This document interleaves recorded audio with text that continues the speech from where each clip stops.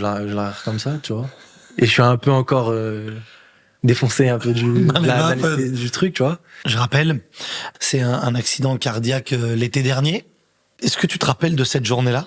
Ouais, je jouais au foot avec mon frère et des amis. On faisait un 8-8. On était en vacances. J'étais en vacances. J'ai joué 1 minute, même pas.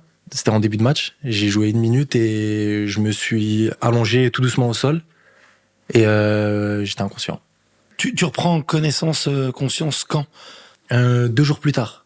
Ouais, pendant 2 jours, on me met dans un coma artificiel, tu vois. Mais on sait pas dans quel état je vais me réveiller. Donc mes proches et tout, je sais plus qu'est-ce qu'ils disent, 80% ou 90% de chances que je me réveille et que j'ai des séquelles, tu vois. Donc forcément pour mes proches aussi, ils l'ont vécu différemment. Parce que moi, je suis allongé, je suis inconscient pendant 48 heures et pour eux, c'est très long, tu vois. Quand je me réveille à ce moment-là, il y a une sage-femme qui me regarde et qui me dit « Ça va monsieur, vous savez où vous êtes ?»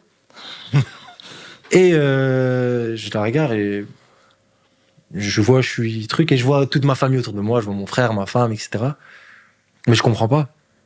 Et elle m'explique. Elle me dit « Vous avez fait un arrêt cardiaque et c'est votre frère qui vous a réanimé. » Alors moi, je la regarde comme ça, tu vois. Et je suis un peu encore défoncé un peu du truc, tu vois. Et je la regarde et tu vois, j'avais plus de voix. Parce que avec l'intubation et tout, ils ont touché mes cordes vocales. Et donc je dis, c'est comme ça, tu vois. Je dis, moi. Elle me dit, oui, vous.